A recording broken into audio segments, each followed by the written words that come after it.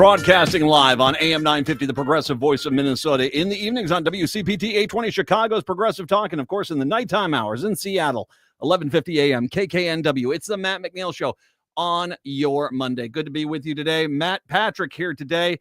I've got plenty of people coming in here later on in the 4 o'clock hour. Guest free this hour. We'll get into this because got caucuses in Minneapolis. I'll talk to two of the candidates coming up here then. But we're going to talk some more national stuff here today. Patrick, how are you today? Doing pretty well. How was your weekend? It was good because I felt like, that hands-off rally. I mean, they had 25,000 in St. Paul alone. I mean, they had a tenth of the town of Grand Marais show up. Go look at a map for all those people in Chicago and Seattle. Go find the town of Grand Marais. It is up on the very northeastern part of the state, up on the northern shore of Lake Superior. It's far closer to Thunder Bay, Canada, I think, than it is to Duluth. I'm not mistaken about that, right? Nope, that's right. Yeah, it's so Duluth. Just think about Duluth. Grand Marais is closer to Thunder Bay than it is to Duluth, so it's up there. And 10% of the town was out protesting on Saturday. It's everywhere. It was everywhere, and it was impressive. I mean, some of the more conservative areas were really remarkable. I mean, it really was a pretty big statement.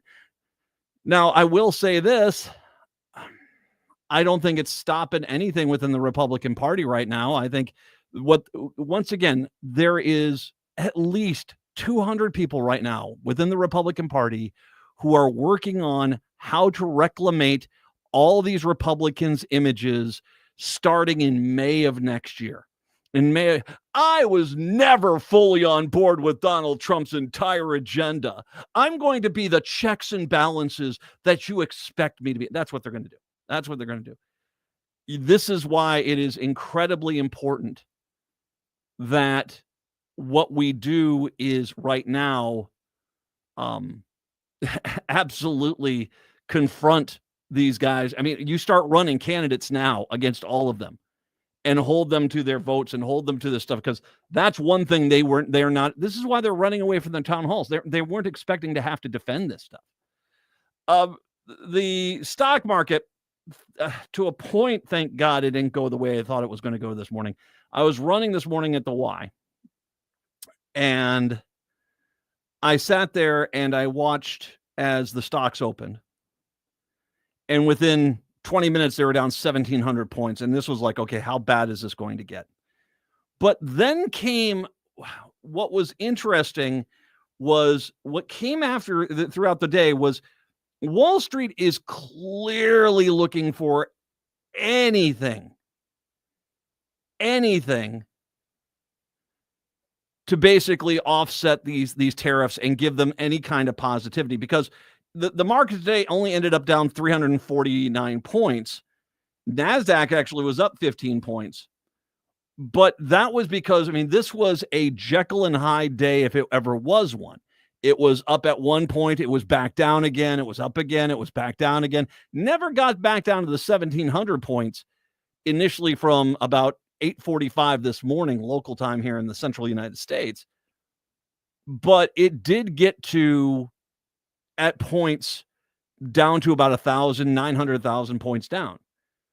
What kept happening, and I watched this in real time, which was really kind of interesting to watch. So there was a report that came out, and almost immediately this basically brought the markets back about 700 points.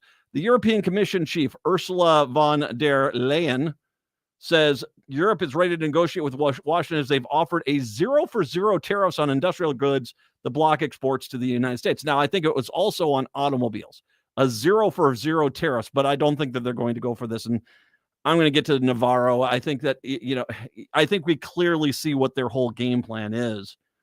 This is not about effective economics. This is about looking like you're tough guys, desperately wanting to be the hero of the story that you've created in your mind. And the reality is it's going to collapse around you. And I'll talk about that all here. The bloc is always ready for a good deal, she says, adding that they're prepared to respond with countermeasures. As a reminder, the EU was identified by Trump as one of the worst offenders who will face 20% tariffs on goods to sell the U.S. It's subject to 25% tariffs on steel, aluminum, and derivative products.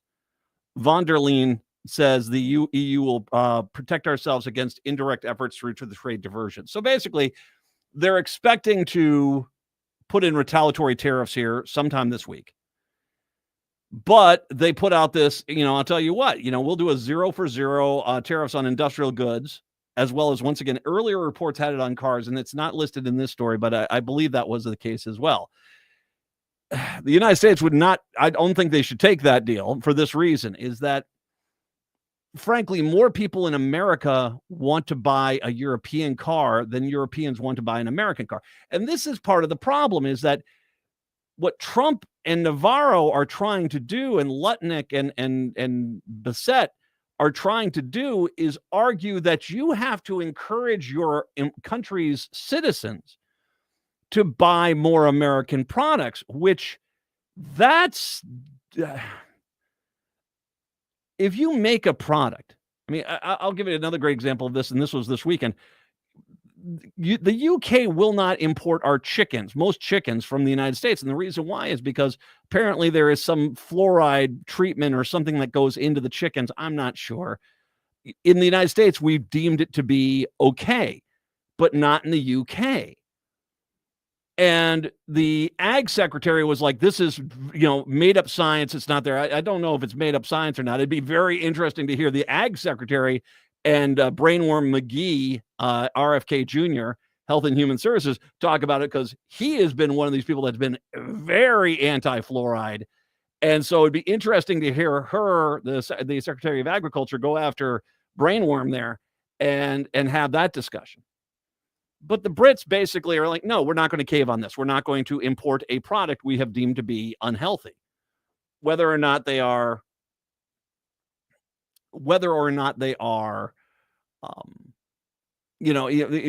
basing this on science or just what the countries have an ability to do this. But even if you were to open the country up, would the Brits buy it? I mean, are you suggesting that the people that buy it in Britain have to sneak it into products and not tell people it's American chicken if they don't want American chicken? There's a big problem here that they don't want to look at. And that's part of the deal, is that it's not the leaders of these countries' problem that, for the most part, they have the option of buying an American product, and they just don't do it. I can tell you this right now from Germany. When I lived over there with the military, they don't want the bigger cars that we have in this country. They don't want the SUVs. They don't want, like a mini SUV is, or a mini, sport vehicle is too big for those streets. They don't want them. They want smaller, tighter vehicles. That's kind of how Europe is. Plus, you're competing against, a far better mass transit system than the United States has.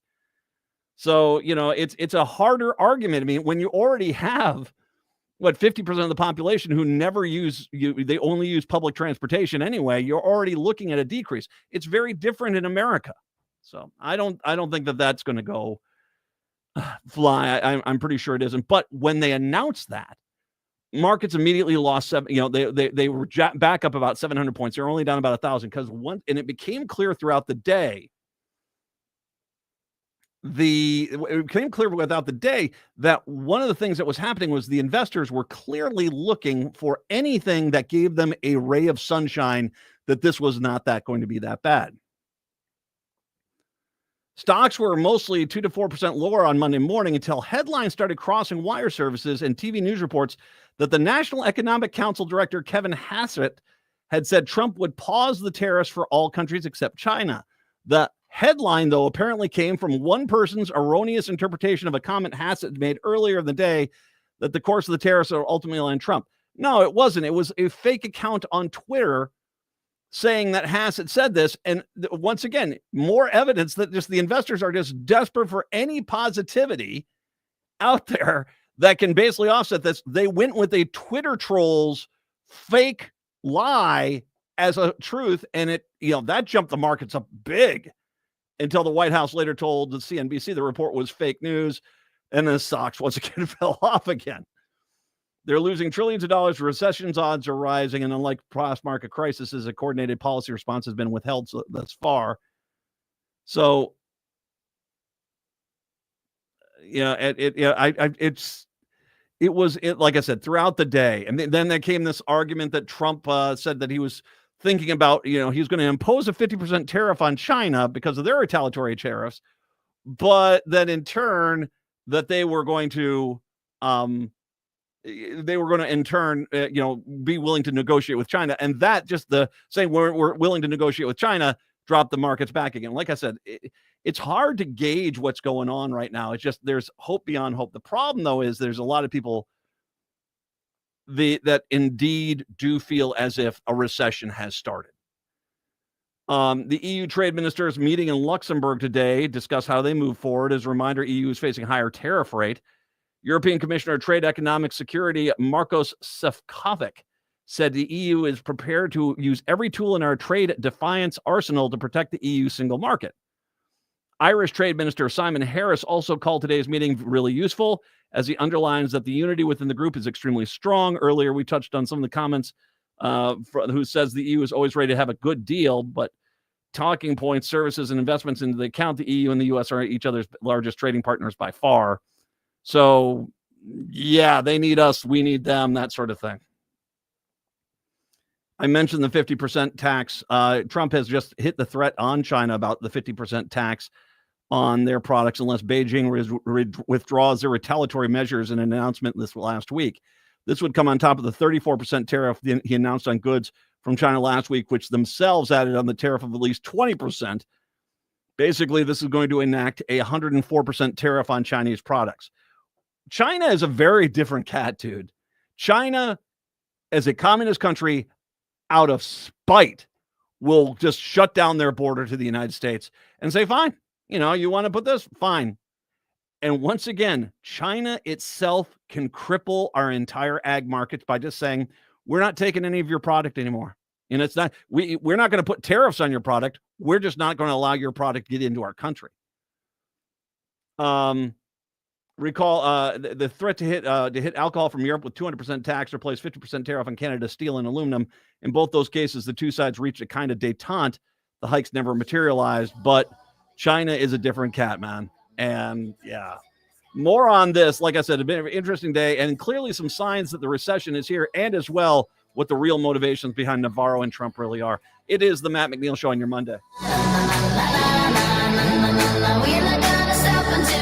You've heard of caucuses, but do you know why they matter? In Minneapolis, over the last 10 years, the candidate who wins the DFL endorsement has gone on to win over 90% of the time in November. It all starts at the caucus, and you can be a part of it. The problem? Most people don't show up. In fact, only 2% of registered voters usually participate in the Minneapolis City Caucus. That means a small group of people end up making decisions for the rest of us. If you care about safety, affordability, and the future of our city, showing up at your caucus is the most important thing you can do. Caucuses aren't complicated, and you don't need to be an expert in politics to take part. You just need to show up, ready to help decide who will lead our city in the future. Whether your most important issue is public safety, housing, affordability, or creating a city that provides opportunity for everyone, it all starts at the caucuses. Visit WeLoveMPLS.org to learn how caucuses work and why your voice matters. Paid for by We Love Minneapolis. Not authorized by any candidate or candidates committee. I love my Toyotas from Rudy Luther Toyota for one simple reason. I can depend on them. You know they keep you safe, and they're incredibly reliable, fuel-efficient, comfortable, and stylish. The Consumer Reports Best of 2025 edition has 10 Toyotas as best buys in affordability. Toyotas are some of Consumer Reports' highest-rated certified pre-owned vehicles, and Rudy Luther Toyota's service department is the one place I take my Sienna for all of its maintenance needs. Toyotas are fantastic vehicles because they're fantastic vehicles. See for yourself at Rudy Luther Toyota off of 394 in Golden Valley. Progressive change doesn't just happen. It takes dedication and a lot of hard work. 25 years ago, the DataBank pioneered a new generation of software tools for progressive organizations here in Minnesota. Since then, thousands of organizations have used the DataBank to create progressive change. Today, the DataBank continues to help progressive organizations like AM 950. To have the DataBank help your organization build capacity and create more change, text CHANGE to 612-540-0500 or go to thedatabank.com. The DataBank, a quarter century of dedication and hard work for progressive organizations. The Park Tavern in St. Louis Park is the perfect place for fun. Their bowling lanes are a blast. Their full menu is amazing. Burgers, tacos, wings, sliders, pizza, dinners, and more. Or try their weekend breakfast menu. Enjoy all the games on their numerous TVs while enjoying their drink menu and happy hour specials. And the patio is open to enjoy the warmer months, and even when it's not too warm, they've got heaters and curtains. On Louisiana Avenue, north of Highway 7 in St. Louis Park, your next get-together with friends or family will be great at the Park Tavern. Hey there, Twin Cities. This is Andy Otto, your host for Twin Cities Pride Amplified. Join me as we dive into everything LGBTQIA+. From rights to culture, health, and events, we cover it all.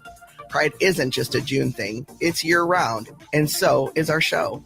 Whether you're a part of the queer family or an ally, this is your space.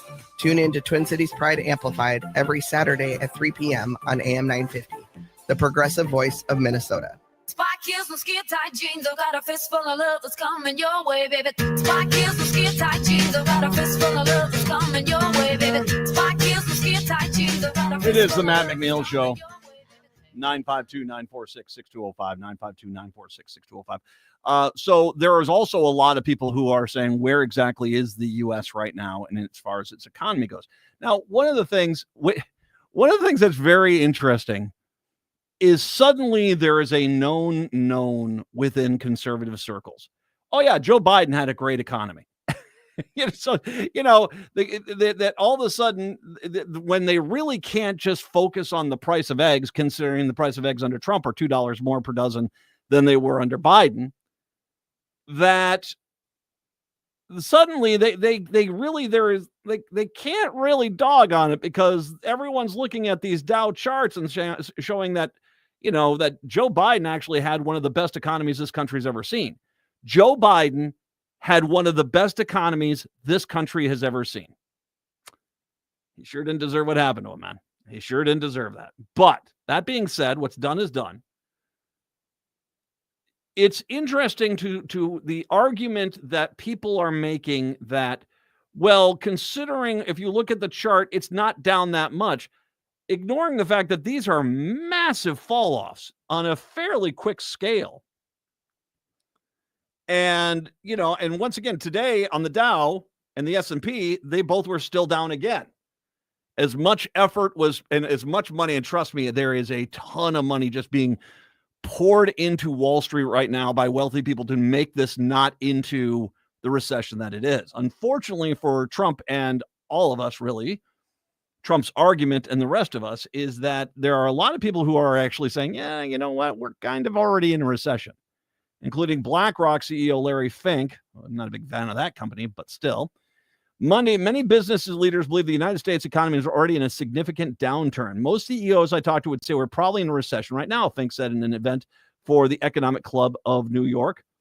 One CEO specifically said the airline industry is proverbially bird in a coal mine, canary in the coal mine, and that's when the canary is sick already. The assets management executive also thinks tariff policies for President Trump could put upward pressure on inflation, make it difficult for the Federal Reserve to cut interest rates, as the central bank often does during recessions. This notion that the Federal Reserve is going to ease 4 times this year, I see zero chance of that now. I'm pretty much worried that we could have elevated inflation that's going to bring rates up much higher than they are today. Pricing for the Fed's futures currently suggests the traders expect the central bank to lower its benchmark and interest rate by at least 1 percentage point. I'm going to go back to one thing he said about the canary in the coal mine and the airline industry, which is actually a very interesting, he's not wrong. We talked a little bit about the fact that the Canadians basically rejecting the United States, we just don't understand how much Canadian tourism traffic we just kiss goodbye.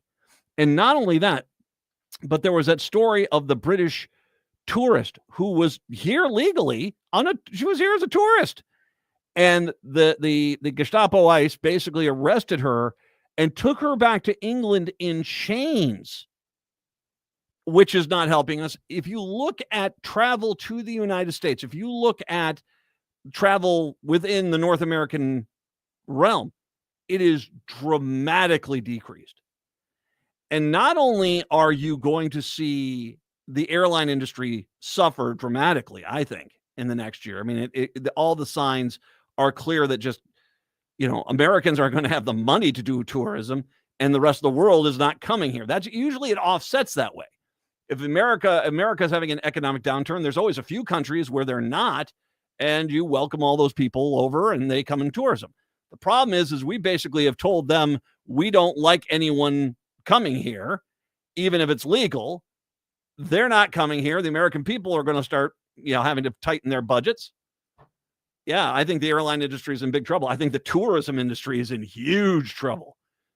I think that probably especially when you look at the margins of restaurants and bars, especially some of these tourism areas, I think it's going to be very hard for them to stay afloat if all of a sudden there's a major, run from that. We should also understand the narrative that Peter Navarro, who, once again, Rachel Maddow did a fantastic bit on the fact that his tariff expert that he quoted that said backed him up completely was a guy named Ron Vera.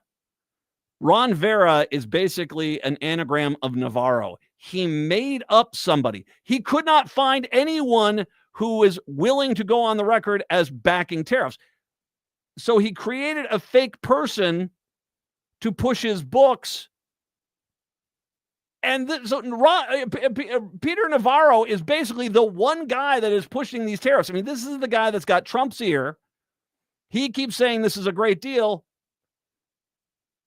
Give you an example of this. Okay, there was an offer by Vietnam to eliminate tariffs on U.S. imports that would not, and he said it's not going to be enough for the administration to lift its new levies announced last week. So Vietnam came out and said, we'll get rid of all tariffs. And he said, not good enough. Let's take Vietnam. When they come to us and say we'll go to zero tariffs, that meaning nothing to us because it's the non-tariff cheating that matters.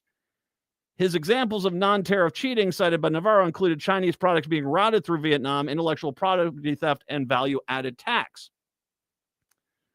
The comments from Navarro come from President Trump. Now, once again, you have Vietnam saying that they're going to have they'll put zero tariffs on our products coming into the country. And he said that's not good enough for them to offset this. You should be jumping at that, dude.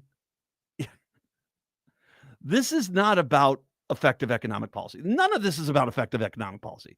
This is about pathetic losers who, in their own mind, feel as if they're the hero of their story and they want to prove it. And so unless every country is on their knees saying, we're so sorry, Peter Navarro. Oh, and Trump, we're so sorry, you guys. That he doesn't want to let it go. It's much similar, very similar to what you see when you have writos like storm a drag queen story hour under the argument that it's all this bad things are happening in this, and they don't have it. They've created a fake narrative that there's something going on that they're going to stop, so they're the hero of their story. Meanwhile, they ignore their neighbor who's not a drag queen, who is a lifelong MAGA guy, and he gets caught basically, doing, ugly things with kids. And they ignore this because the only thing that matters to them is that they're the hero of the story they've created in their own heads. Navarro gives up the ghost on that with the whole thing with Vietnam. By the way, and how much is this going to affect you? How about this one? The iPhone 16 Pro Max. You thinking about getting one? Well, it could be as high as $350 more thanks to Donald Trump by UBS analysis on Monday. The iPhone, now this is a high-end phone, I will say that. Its highest-end iPhone on the market currently retails for $1,199. UBS is predicting a nearly 30% increase in retail price because it was manufactured in China. Apple's $999 phone, the iPhone 16 Pro, could see similar $120 price increase if the company has it manufactured in India, the UBS wrote. So, yeah, I mean, this is courtesy of Donald Trump, and every Republican is going along with it. It is the Matt McNeil Show. Yeah. Hey, Minnesota, it's your favorite sexy liberal. Join me and my fellow cohorts in liberal justice weekdays from 8 to 11 on AM 950 KTNF, St. Louis Park, Minneapolis, St. Paul, the progressive voice of Minnesota. A wonderful Easter is easy with the annual Easter brunch at the Park Tavern. Enjoy Easter ham, roast beef, all your Easter breakfast favorites, all the sides and desserts. Seating's from 10:30 to 3 on Sunday, April 20th, and you need reservations. $24.95 for adults, $19.95 for those 65 and over, and kids 12 and under, and 5 and under are free. And don't forget the hour of free bowling with every reservation. Call 952-929-6810. That's 952-929-6810 on Louisiana Avenue, north of Highway 7 in St. Louis Park. Easter brunch is fun and easy and waiting for you at the Park Tavern. I'm Rachel Schroman, owner of Schroman Law, and I believe you deserve information. Our firm offers free quarterly estate planning seminars at our office in St. Paul. At these seminars, you can learn the basics of estate planning from an attorney to help you determine which estate planning documents will meet your needs and goals in an efficient and cost-effective manner. You can learn more and register at our website, schromenlaw.com/events. That's SCHROMEN law.com/events. We are back, and we are looking at a pretty lopsided matchup, Jim. That's right, Ron.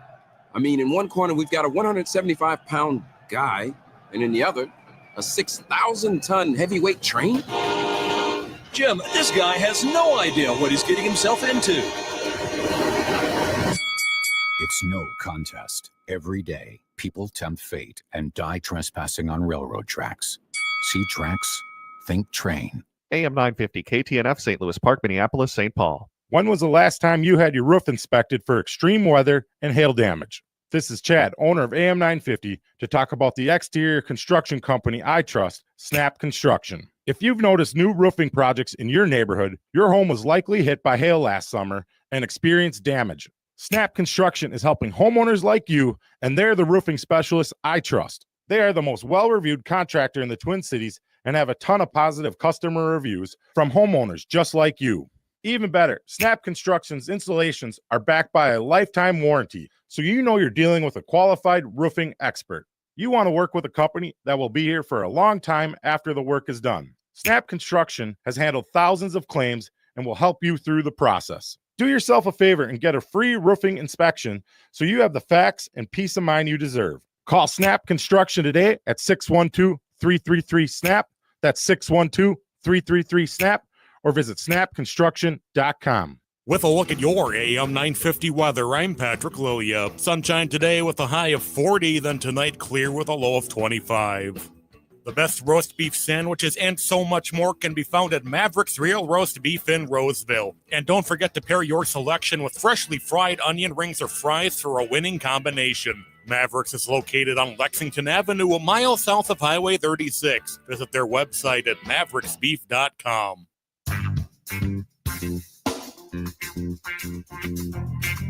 Yeah, I don't know. Every time you turn around. It is the Matt McNeil Show, broadcasting in the evenings, WCPT 820, Chicago's Progressive Talk, in the nighttime hours in Seattle, 11:50 a.m., KKNW, and, of course, in Minneapolis, St. Paul, on AM 950, the Progressive Voice of Minnesota. 952-946-6205 is the phone number. We have to talk about what 60 Minutes aired yesterday, because one of the things that is clearly going on in this country is just pure racism. I mean, it's bigotry and racism those are the key tentpole appeals that Trump has within his base. I mean, they are. Trump Republicans did not vote to make their own lives better, because all this stuff that he is doing right now, all of it, killing Social Security, killing the post office, tanking the markets, destroying the ag sector, all these things he said he was going to do. And I sat in this chair for basically a year and a half saying, you guys can't be serious. You're thinking of actually going with this? And you went out there and said, we're going to make those people suffer. And you clapped and you applauded. And I made the point this weekend that, it was funny because you clapped and applauded up until the election. Then December came and it's like, oh, you libs. He was just saying those things just to own you. Then came January and it was, wait a second. He's not really going to do the things that we all told him he should do. Is he? Then came February. I was like, oh my God, I only voted for him to hurt other people, namely black and brown skinned people and liberals. You thought that there was going to be somehow they're going to redo Social Security to where if you were a white Republican voter, well, it was going to be safe for you, but everyone else was going to be bad, and you're stupid idiots. Ta-da! It's simple. See how all that worked? Yes, exactly.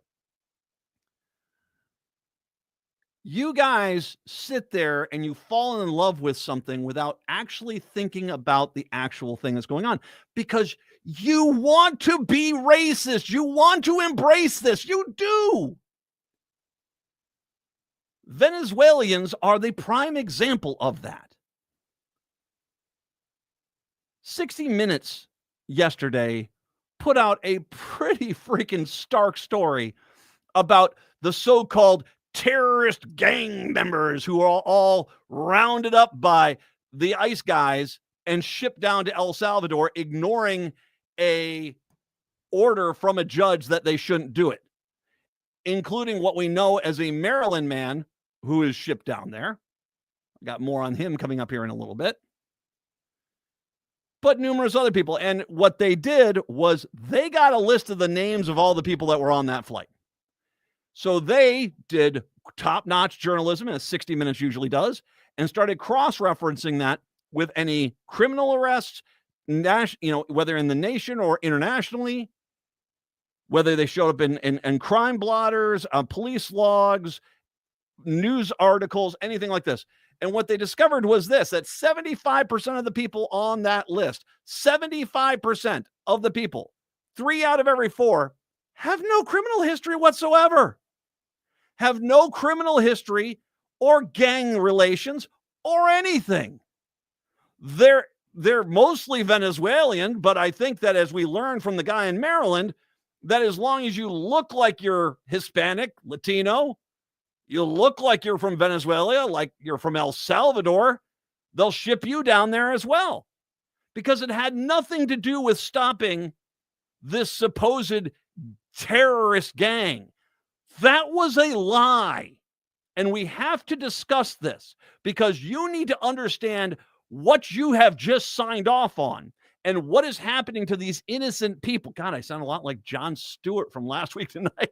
So tonight we're going to go look into this. No, I'm not trying to.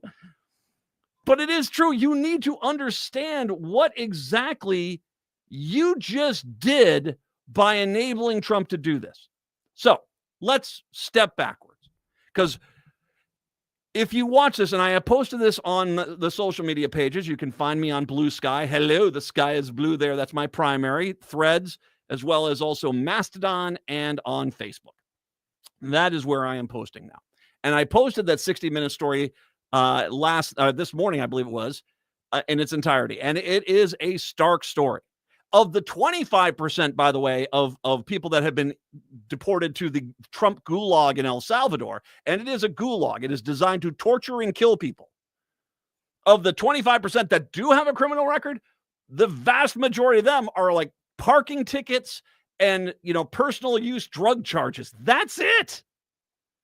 None of this gangland stuff that they keep insisting.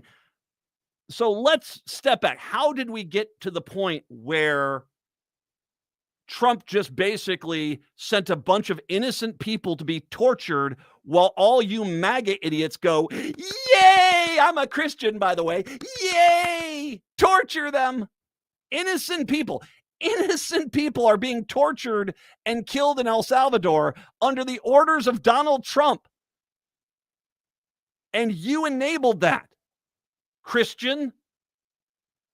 All right. So during the campaign, what Trump really wanted to come on out, what Trump and his entire team wanted to come out and say, we're going to deport all the black and brown skinned people. That's what they wanted to say because that's who they are.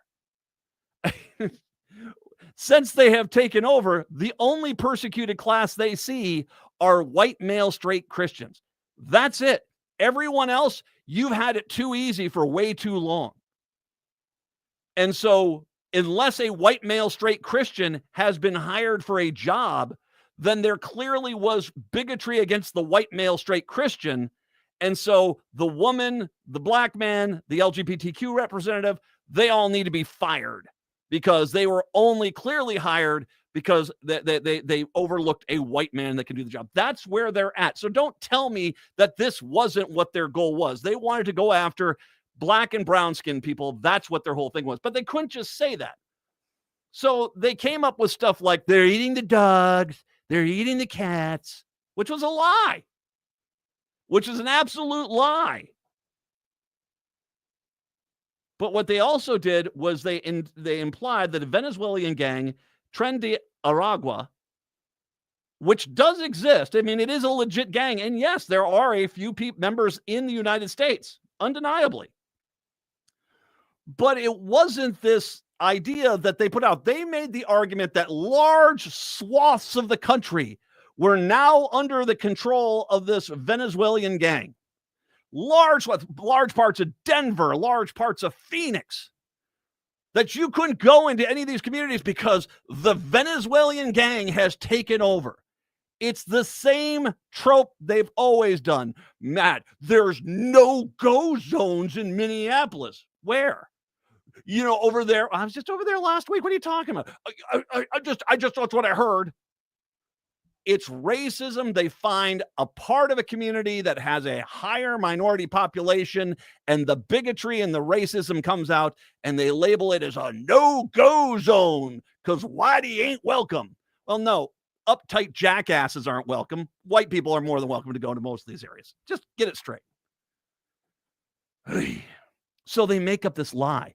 Fox News loves it, and they run with it, and even when I would tell people, it's like, my God, he's going to tank the economy and he's going to kill Social Security. They say, well, there are these no-go zones where the Venezuelans have taken over.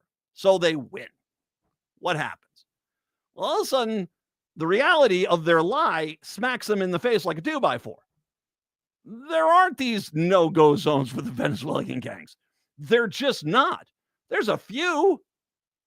Most of them were already in custody at the time that he became president.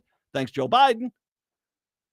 But there wasn't these massive swaths of areas taken over by this Venezuelan gang. But they promised the bigots and the racists they were going to get rid of the Venezuelans. So what did they do?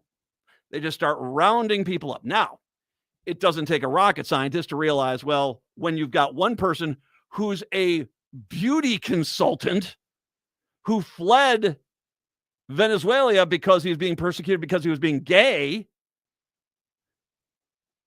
that he is not there, and they don't have any evidence because their arguments that autism awareness tattoos or Real Madrid tattoos are somehow gang signs is a lie. They know this. As a matter of fact, this gang specifically, Tren de Aragua, they don't have tattoos. It's not like MS-13. MS-13 definitely has tattooed people. That's part of their gimmick, not this gang. So the tattoos shouldn't be even looked at anyway. So what do they do? Well, we got to get these people out because the racists and bigots, we need to make it look like we've done our job, even though we made up a lie.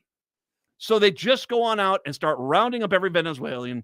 They invoked the 1798 Alien and Insurrection Act, a wartime act, which we are not at war. Then ship all the people overseas and say they don't have any due process. They are not due a day in court. Not because they're really bad people, but because the Trump administration doesn't have to want to explain to the courts why somebody who's clearly not a gang member is being sent out of the country to be tortured and killed in a gulag in El Salvador.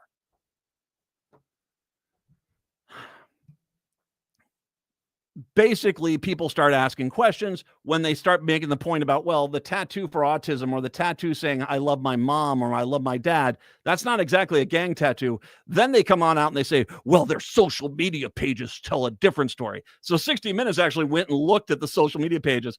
No, it's a lie. So now the Trump administration is just, it's state secrets. We can't tell you why or show you any of the evidence we have any of these people, which they don't have any. Against any of them, it doesn't seem. They don't have any evidence to do what they did at all.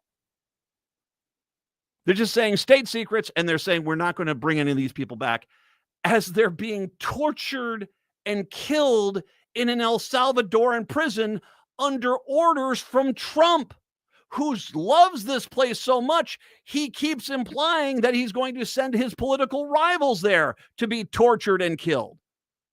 Ha ha ha. You know, dictator crap.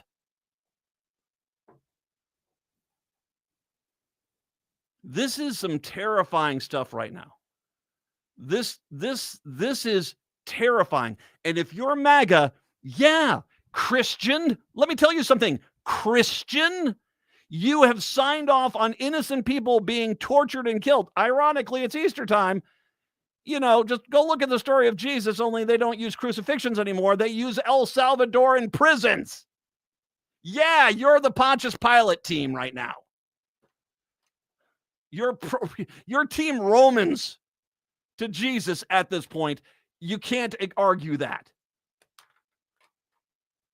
The Trump administration today asked the Supreme Court to block an order to return a Maryland man who was mistakenly deported to the notorious prison in El Salvador. The Justice Department argued an emergency appeal to the justices that U.S. District Judge Paul Zinnes has overstepped his authority, or excuse me, her authority when she ordered the Garcia to be returned to the United States. The administration has conceded that Garcia should not have been sent to El Salvador because the immigration judge found he likely would face persecution by local gangs. Dear Lord. And basically there's no question the government screwed up here, said the judge, wrote in a brief opinion accompanying the unanimous denial to halt this on the appeals court. Here's the sad news is Roberts has stepped up and he has said, and I'm going to read this because this just broke as this hour started here today. Justice Roberts has temporarily blocked the court order requiring Trump to return the Maryland man who was illegally deported to a high security prison in El Salvador. So he has blocked it. It doesn't say, my guess is they're reviewing the case, but he's saying that they don't have to get him back here until they reviewed it. When that does, I guarantee you Alito and Thomas are going to slow walk this decision because, you know, torturing innocent people seems to be that their cosplay at this point.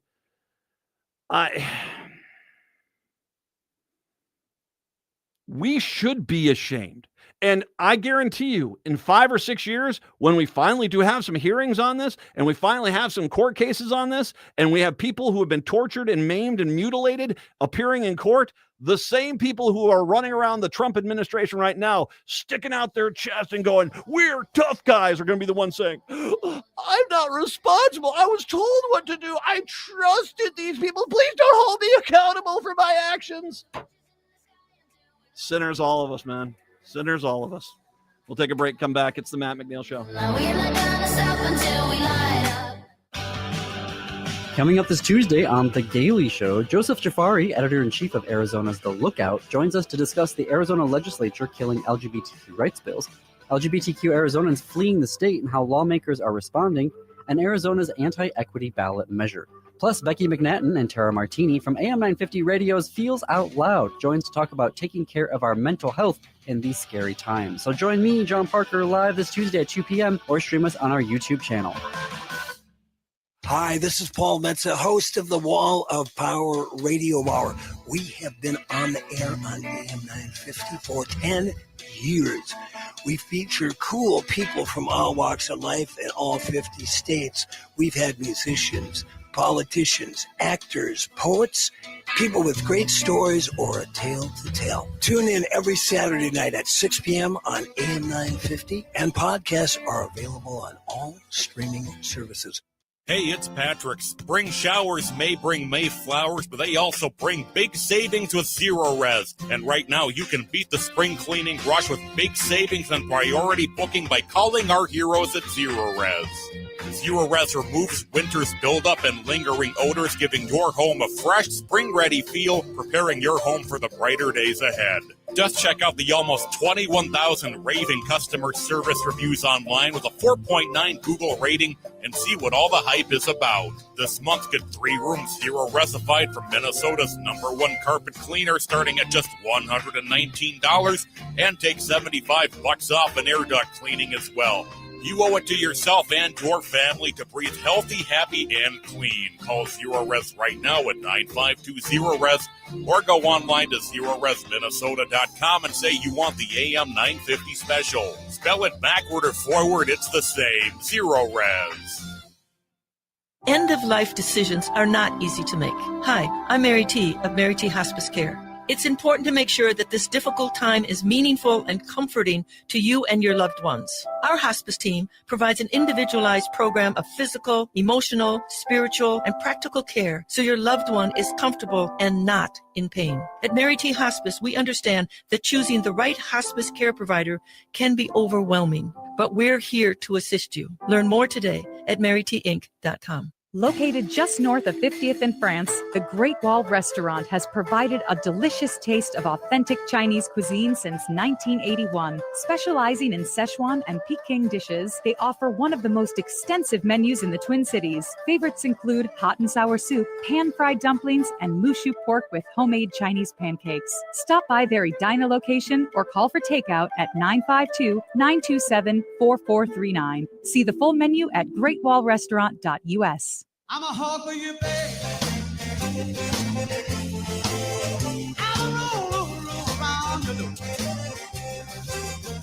It is the Matt McNeil Show. God, disturbing times, man. It is disturbing times. Hey, let's continue the hit parade, shall we? It's Matt's Rainbows and Puppy Dogs Hour. Measles. Second unvaccinated child has died on the ongoing Texas measles outbreak, prompting Health and Human Services Secretary Robert F. Kennedy Jr. Now, I wanted to stop right there. You know, Robert F. Kennedy Jr., even as this was starting to expand, still came on out and implied, at best, and once again, at best, you could either get the MMR vaccine or you could roll around a pit of infected measles people and then take a bunch of vitamin A. He clearly, that was at best. I mean, for the most part, there are a lot of people that feel as if he was implying that the measles vaccine was not a good option. The reality is at best, if you can say that he's telling you to go get infected and just take a bunch of vitamin A, which, by the way, didn't work out well. I'll get to that here in a second. But, but something has changed. And this is why I posted earlier today. I think this measles thing is about to go really bad, because him today,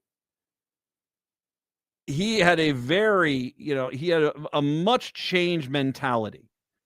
It wasn't arousing support for the MMR vaccine, but he did come out. This is the quote: "And the most effective way to prevent the spread of measles is the MMR vaccine." Kennedy, a vaccine skeptic, wrote at the end of the post memorializing Daisy, an 8-year-old girl who died from the Texas Department of State Health Services described as measles pulmonary failure. She had no underlying conditions, but was not vaccinated. So basically, we are at the point where he himself has, once again, contradictory to what he has said his entire career, basically, is that this vaccine now is important, which, once again, yes, should scare you. At what we don't know. They fired most of the people who would help track this. They don't have them anymore. And I think that's by design. They don't want people knowing how bad this is. If they're going to tell people not to get vaccinated and we're going to have the return of preventable diseases, the last thing they want is people hearing about them, people dying from preventable diseases. This is why they got rid of most of the people in the Health and Human Services. Kennedy says, "I came to Gaines County, Texas today to comfort the Hildebrand family after the loss of their 8-year-old daughter.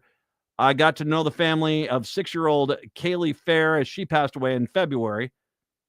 Several paragraphs later, he said the Center for Disease Control and Prevention was working to ensure pharmacies and state-run clinics have the MMR vaccine, adding, "The most effective way to prevent the spread of measles is the MMR vaccine." The 6-year-old was the first U.S. measles death since 2015, 10 years ago. Measles, and our second one just happened a month later.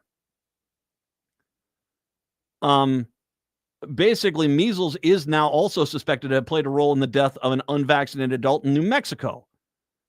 So now that'd be 3 people have died of measles. Following those deaths, Kennedy trumpeted cod liver oil as treatment for the highly contagious disease, apparently because it contains high amounts of vitamin A, a vitamin that can be used to treat measles in medical setting, but is not recommended by experts at-home treatment.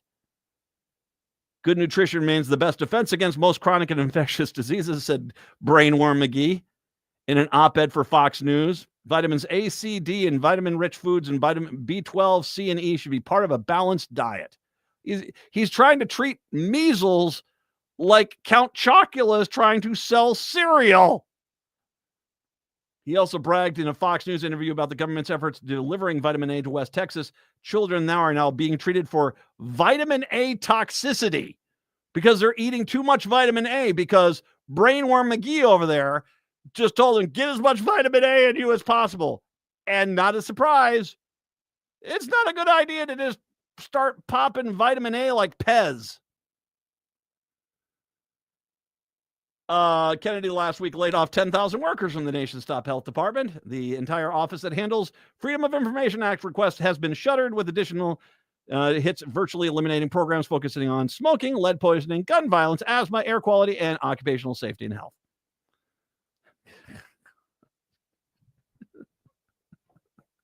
Dear Lord.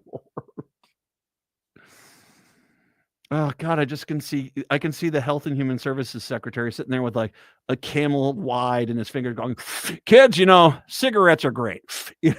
I just can see it. Oh, at the Food and Drug Administration, the entire office that drafts regulations on e-cigarettes and other tobacco products was also fired, in addition to other staffers who regulate drugs, food for medical devices. This is a bit of a concern for this little addition, if I may throw on here. A person who tested positive for measles recently went to Grapevine, which apparently is an entertainment complex, according to Tarrant County Public Health. Tarrant County Public Health, because there are people out there that feel if it's their job to go out there and take their measles-ridden children and rub them on top of anyone they can, because that's how they feel they're going to save America, is herd immunity. Boy, oh boy, sure worked great for the Black Plague. The infected person visited Great Wolf Lodge from the morning of Friday, March 28th through the evening of Sunday, March 30th. 3 full days of exposure. They also went to the Grapevine Mills Mall on Saturday, March 29th.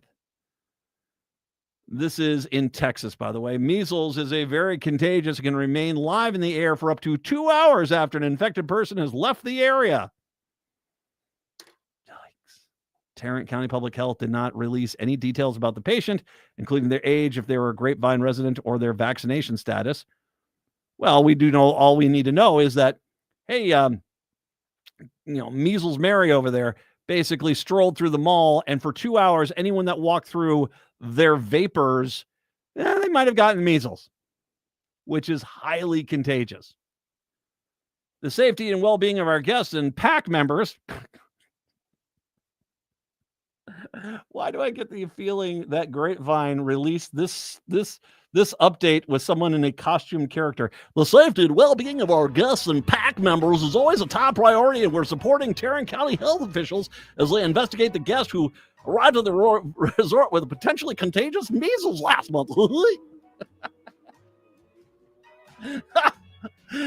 Oh, actually, that could be the impression for Kennedy. Oh, dear Lord. All right, there you go. Happy time. Chicago, Seattle. Talk to you tomorrow. Minneapolis, St. Paul, Hour 2 up next. Connections Radio Show is all about tapping into our hardwired hunger to connect.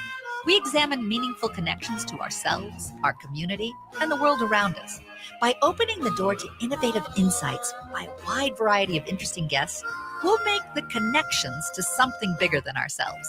Join me, Lori Fitz, your host of Connections Radio Show, and together we'll make the connections. Saturday mornings at 9 a.m. on AM 950, the progressive voice of Minnesota. Tune in for Philosophy Talk, the program that questions everything except your intelligence. Coming up, the philosophy of smell. Why have philosophers turned their noses up at olfaction? What have they got against the smell of freshly baked bread? Yeah, focusing on our sense of smell can help us gain new insight into perception, thought, and language. You think those insights will really pass the philosophical sniff test? The philosophy of smell. Next time on Philosophy Talk. Catch Philosophy Talk every Sunday morning at 8 on AM 950, the progressive voice of Minnesota. Hey, Minnesota, it's Brad Friedman, host of the Bradcast. You're listening to AM 950 KTNF, St. Louis Park, Minneapolis, St. Paul, the progressive voice of Minnesota. AP News, I'm Ben Thomas. Another tumultuous trading session on Wall Street ended with stocks just modestly lower. The S&P 500 dropped 0.2%. The Dow lost 349 points, or 0.9%, while the Nasdaq actually finished higher, up 0.1%.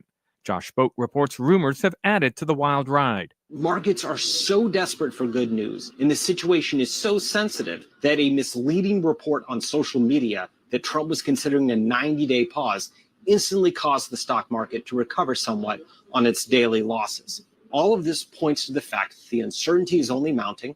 We're seeing the fear spread into other parts of the economy as businesses and families are figuring out what this means for them, not just in terms of high prices, but in terms of slower growth and possible layoffs. As a result, the drama will only keep building until we get a clear signal from the White House in terms of what they plan to do to address the possible damage and also ensure that this is a policy that does more to help the United States than possibly hurt it. President Trump is threatening additional tariffs on China after Beijing retaliated against the ones he announced last week. Against my statement, they put a 34% tariff on above what their ridiculous tariffs were already. And I said, if that tariff isn't removed by tomorrow at 12 o'clock, we're putting a 50% tariff on above the tariffs that we put on. President Trump spoke in an Oval Office meeting with Israeli Prime Minister Benjamin Netanyahu, and he revealed the U.S. is having direct talks with Iran about its nuclear program. We have a very big meeting on Saturday, and we're dealing with them directly. You know, a lot of people say, oh, maybe you're going through surrogates or you're not dealing directly, you're dealing through other countries. No, we're dealing with them directly. Rivers have been rising and flooding worsening across the South and Midwest after days of heavy rain and storms blamed for at least 21 deaths. This is AP News. Progressive knows when you're on your boat, you're already on vacation. And Vacation You forgets all your worries. Vacation You doesn't even keep track of time and knows that time is a meaningless construct designed to control us, man. But Regular You knows you don't want to be too far out in the water after the sun goes down because Vacation You doesn't know how to navigate in the dark yet. Vacation You and Regular You really need to get on the same page. So bundle your boat with your home or auto policy and earn an automatic discount from Progressive. And spend the savings on the both of you. Progressive Casualty Insurance Company affiliates and other insurers. Not available in all states or situations. 1 in 4 Americans have a disability. I'm one of them. I'm also a working mom who cares deeply about making sure every child with a disability thrives by getting their access needs met. We've got a trusted ally by our side. Easter Seals provides children and families the foundation for lifelong success through early learning programs, skills training, and prep for college and career. That's my Easter Seals. Make it yours. Join us at easterseals.com. This is Robert Pilot of Native Roots Radio presents I'm Awake, weekdays at 5 p.m. On our show, you'll hear about Native issues like treaties, protecting Mother Earth, and holding our elected officials accountable. Weekly correspondents like Dr. Stately, State Senator Mary Kunesh, Robert Lilligren, and Bob Blake update us with the latest news from Turtle Island. Native issues are human issues, and human issues are Native issues. Listen weekdays at 5 p.m. or watch the show on Native Roots Radio social media accounts. Ho-wah! Hi, I'm Philip Anthony, host of the Downright Upright Show, airing right here on AM 950 Radio, Saturdays at 5 p.m. Join me as I dive into captivating conversations with people from all walks of life. As a proud member of the LGBTQ community, I celebrate diversity and beyond with unique stories that make us fantabulous. Please join me every Saturday at 5 p.m. or wherever you listen to podcasts. Hi, this is Ken Hagelin, host of Living Healthy and Aging Well, heard each Saturday from noon to 1 on AM 950. Joining me this Saturday is Sharon Haywood and Denise Lessert from the MOMS program, Making Our Moms Successful. Sharon and Denise will be discussing the faith-based services and resources that serve and empower single mothers to provide a healthy home for their children. That's this Saturday, April 12th from noon to 1 on Living Healthy and Aging Well. With a look at your AM 950 weather, I'm Patrick Lilia. Sunshine today with a high of 40, then tonight clear with a low of 25. The best roast beef sandwiches and so much more can be found at Maverick's Real Roast Beef in Roseville. And don't forget to pair your selection with freshly fried onion rings or fries for a winning combination. Maverick's is located on Lexington Avenue, a mile south of Highway 36. Visit their website at mavericksbeef.com. Portions of the following program may be pre-recorded. Hour number 2 of the show here on your hour number 2 here on your Monday. How are you doing? Matt McNeil, the Matt McNeil Show, 952-946-6205, 952-946-6205. We've got a caucus tomorrow in Minneapolis with those races because, once again, the off-year elections, generally a lot of them are the city ones. And that's no exception here in the city of Minneapolis. Is coming up here later this year. So caucus time is tomorrow. Shelley Medore is kind enough to join us. This is Ward 2. You might actually recognize her name because she was a former House rep down, was it in Apple Valley? Apple Valley it was, yes. So, and you were, this is pre-2010, then you ran for Minnesota 2, correct? That's correct. I ran for Congress, yes. Yes. And so you were down there. How long ago did you move up into Minneapolis? Almost 8 years ago now. Over 7 years, yep. Was it just, I mean, I have a lot of people that I know that are just moving in Yes. because they want to be there because there's a lot of things going on there. Was that you, or is it job? What was the case? Well, actually, it was that. I became an empty nester, and I said, I really just love Minneapolis. I've always, that's why I moved here, was the quality of life that Minneapolis offered. And I said, it's time for me to go back. And I always wanted to be able to, I bought a duplex with the idea that I would be able to fix it up and have a nice home for a family and be able to live my own experience in Minneapolis. So it's been just great. It's been just great. Well, and like I said, a story that I think a lot of people can relate to, and a lot of people in the last 10 years. Well, I remember when half the city was parking lots. Yes. And now it's like, I was just taking a friend of mine who hadn't been in town for 10 years down Washington, the North Loop, and all these things. And it really just is, it's remarkable how many more people are in the city. Yes. And it has been changing. So what prompted you? I mean, here you are, you've got your kind of retirement plan set. You're in Ward 2, but something, obviously there was a twinge of some sort that said, you know what, I think I'm going to run for city government here. What prompted you to make this decision? Well, about a year ago, I started feeling like, things are going a little haywire. We had a city council that was constantly bickering with the mayor. We had, of course, the DOJ settlement discussions. We had a police chief who was trying to do his best to hire new officers. We were not offering those opportunities because we were constantly talking about budget cuts. We had cuts to our public works department, and when the mayor decided that he had to veto that budget that was put together by the city council, I thought it was a very good move. We turned around, and the city council went ahead and overrode the veto, and we actually had decisions made that cut basic residential services in favor of some personal ideas, personal businesses that some of the city council members wanted to support. And I'm not saying that those were bad ideas necessarily. However, running it in the way that we bypass the mayor and we bypass all of the commissioners and directors of the city to pass your own ideas is not the way we should be running our city. And we're starting to see the effects of that. I'm just going to bring up what will probably be an obvious argument someone will put against you on that, is that most people don't think the job of the city council is just to be a rubber stamp for the governor, for the mayor at all. So, talk a little bit about that. Because obviously this was something that the mayor was on the one side, the city council was on the other side of it. Talk about the approach there, because there didn't seem to be a lot of working together at all, and at the number what we had there. Well, I don't know if I necessarily agree with that. I know that the mayor put together a budget with all of his staff, and as a strong mayor system that we have, he is the one to direct the vision of the city.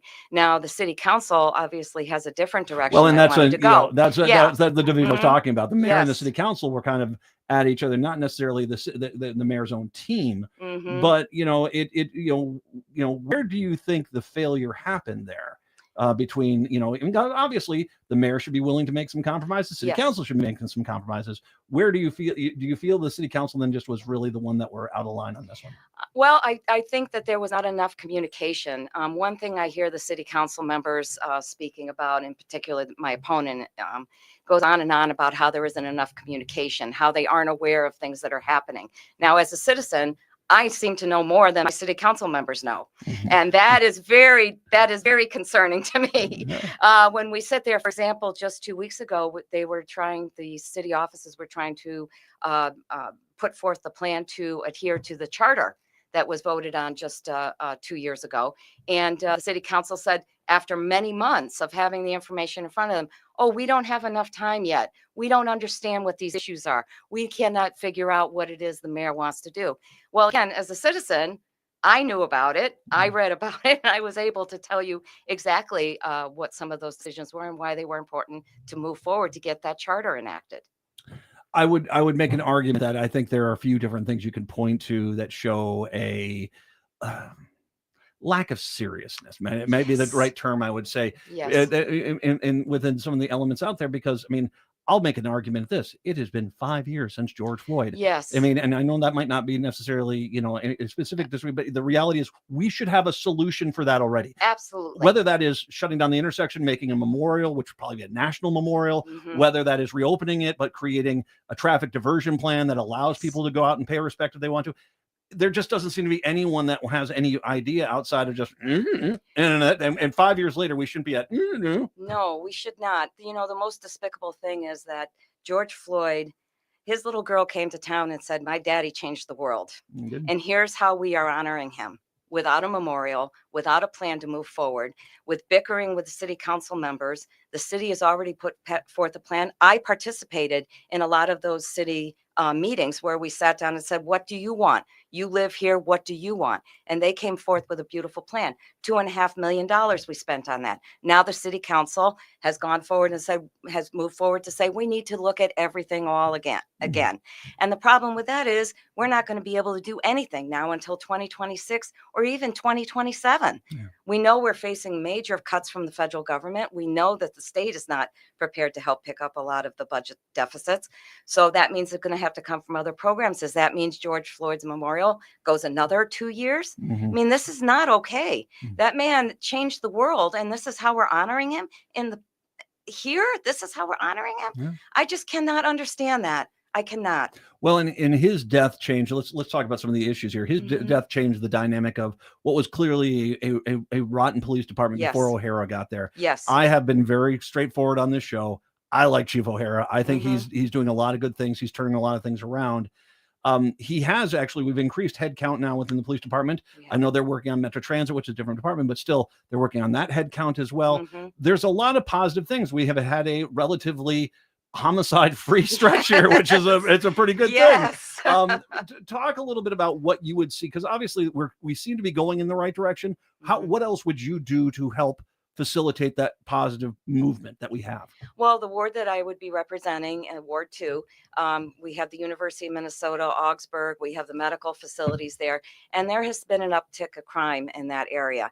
And a lot of that is because we don't have enough MPD and UMPD, the University of Minnesota Police, and Metro Transit has to be a part of that solution too. So bringing those three agencies together to develop a new plan would be A1 priority for me, because I think until we can deal with student safety and the perception that people have that Minneapolis isn't safe because of that, we are not going to be able to look at new investments and new opportunities for our city to move forward, including more affordable housing, more transit lines, and of course, students that would be coming. We are going to be looking at students that might not be willing to come back to the Twin Cities campus. And that's very scary. Well, and also you have to look at you talked about the impacts way beyond any city here. The fact that, Trump has gone to war with foreign students coming to the University of Minnesota. You go over to Dinkytown right now, half those apartment complexes are foreign students who are coming here paying full rate to the university and paying on the market. That's another big problem that's coming down the line. That's right.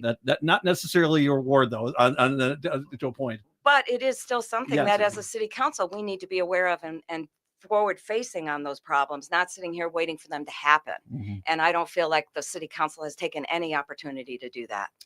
You bring up affordable housing. Betsy Hodges, the former mayor, Yes. actually made the very astute point that he's like, everyone loves the idea of affordable housing until you build it next door to them. And then all of a sudden everyone's against it. And that is kind of one of these things which has been a problem. How would you address affordable housing and in the city? And is it a new approach? Is it just, build as much as you can and have kind of standards? I know, like in the city of Hopkins, where I live, a certain part of the building has to be low income. Mhm. How they ensure that is another question. But, what's your thoughts? Well, I do think that there is an opportunity for us to continue to be sure that we are providing housing. Any new investments should include low income housing as part of that. And, when we talk about low income too, we're just not talking about one set. We're talking about seniors. We're talking about people who want to age in place in the city that they grew up in. They raised their family in, but they don't want to be in their house anymore. So I would like to see us also offer opportunities for landlords to apply for some grants to rehab housing. We have a real problem where landlords are afraid to even make one small change to a building perhaps to bring it up to speed without having to look at all brand new zoning or brand new building code requirements. Now, I'm not saying the building code requirements are bad, they aren't. But when you are looking at small mom and pops that are running housing, and those are affordable units for the most part, and they want to do an upgrade, and then they have to look at investing $15,000, $20,000, $30,000 to do a small upgrade. Are we really helping to build affordable housing, or are we just keeping housing that is already substandard in the marketplace? So I think there's room for us to have that discussion, and I would like to host a task force to do that. We should have a task force to do this instead of all of the other things that we have the city council having people work on. We really do need to work on two things: revitalization of Minneapolis, making sure affordable housing, and we have a task force that brings in landlords, tenants, and city developers. And then, of course, our public safety issue of bringing the three agencies together to support a new way to provide public safety to our community. I will say this, and once again, I do live myself in the city of Mhm. Hopkins. I am not in the city of Minneapolis. From the outside looking in, you had mentioned something here, and this has kind of been a recurring theme within the discussion. The current city council, not all members, Yes. but many of them seem to have personal agendas Yes. that they don't seem to care as much about that in regards to the betterment of the city. How do you address that element of it? Because I was on planning and zoning in the city of Hopkins for 4 years. And the first thing the mayor told me, I said, whatever your personal agenda is, get rid of it, because we're not here to have a personal agenda. We're here to do what's best for the city. That's right. How do you look at this and say, guys, there's nothing wrong with if we need somebody to say, plow the corners of the streets for the handicapped. Yep. Somebody that does that, by all means, get them in here with a bid and a proposal. Let's do this. There's nothing wrong with that. It's just that all of a sudden, if we're creating problems that, oh, by the way, my guys are going to fix, that's where it starts coming into a problem. And talk about how you address that. Well, I think, for example, my opponent, George Floyd Square, is another perfect example of that. We had a vote to move forward one way or another, and she abstained. Abstention is not a vote. Where do you stand on the issue, and then how are you going to fix it? And we have a lot of folks that I think that everybody, you get elected based on your ideas and what you want to be able to do for the city. However, working together to build those opportunities out is critical. And I do not see that happening. I see 3, 4 city council members who are just in one direction. George Floyd Square is just a perfect example of that. That voting block is just not helpful anymore. And we need to be able to work together and not against each other. And the citizens of Minneapolis expect that from us. That's why we're elected to do this job. It is not to abstain and carry on. It is about us doing the hard work and put your head down and get the work done. We should take a quick moment here. Once again, Shelley Medora is joining us. Ward 2, she's a candidate for that. There's the caucus tomorrow. Talk about that, because obviously that's it's a busy day for you, and it's the first step in the whole process. Before we get to the primary, we have the caucus, and it's a way for it. It's, as I remember when Steve Simon, he goes, he's in my district out there. He's out in Hopkins. He shows up. It's supposed to be a sharing of ideas. Talk a little bit about the process tomorrow. Sure. Well, actually, you bring up Steve Simon. He and I served together in Minnesota House. So I very much respect him and think he is a tremendous Secretary of State. So what will happen tomorrow night for my ward is at Pratt Elementary. And what will happen is we will walk in and we will have each precinct will be identified. you'll know what precinct room to go to. People will then gather in the rooms by precinct, and then they will have a chance to talk to the candidates. Now, unfortunately, one of the candidates won't be there. Robin Walmsley will not be there. She's chosen to not go for the DFL endorsement. So it will be Michael Baskins and myself, and then people will have an opportunity to choose.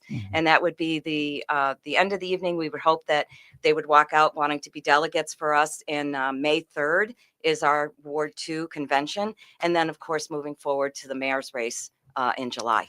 Once again, this is at 7 p.m. tomorrow. 6:30 is sign-in. 6:30 sign, Pratt Elementary. Yes. And even if for people out there that's like, I don't know my ward, I don't know where I'm at, I don't know which group it is, you'll have people there. There's always people there to basically drive you in the right direction. Yes, right? when you sign up, we'll tell you what precinct you're in and then what room you'll be going to have your neighborhood discussion. And really, it does. The wonderful thing about caucuses is it really is about neighborhood conversations. And that is so incredibly important. And I can't wait for that. Oh, and it is one of those things where there's problems that you might not realize other people agree with you on, whether that's just a pothole in a street or just the way an intersection is designed, or, what are you going to do with that vacant building? I mean, there's always people that have ideas, and it always is a good thing to have discussions about that. So the caucus night tomorrow, and that's throughout the city of Minneapolis. Yes. Tomorrow, 6:30 sign-in. 6:30 sign-in. 7 o'clock it starts. And if you're in Ward 2, it's at Pratt Elementary. Yes. Shelley, I can't tell you how much I appreciate the time. Thank you very much for coming on by. All my best tomorrow, and have and good luck on the caucus. Thank you so much. Shelley Medore is joining us once again. It is Ward 2 in the city of Minneapolis. Let's take a break. Come on back. It's the Matt McNeil Show here on your Monday.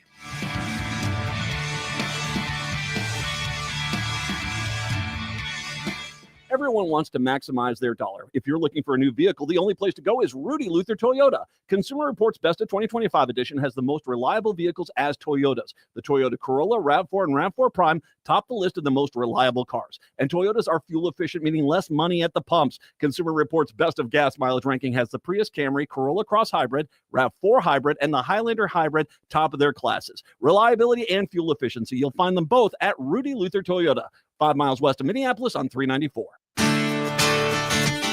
Greg Bakken here. Like you, I love good, fresh, delicious food. So I want to tell you about this treasure in Roseville called Maverick's Real Roast Beef. Maverick's has the best roast beef sandwiches I've ever had. Made fresh every order. Add fries or onion rings dropped in the fryer when ordered, and you have a winning combination. Maverick's Real Roast Beef has a lot more than roast beef, so check out their website, mavericksbeef.com, or check out their restaurant on Lexington in Roseville. Tune in this Saturday morning from 7 to 8 a.m. right here on AM 950 for the Gardening with Joy and Holly radio show from 7 to 8 a.m. We'll be discussing how you can control those unwanted weeds and trees on your property, as well as reducing the amount of money you're spending on gardening and still getting a positive return.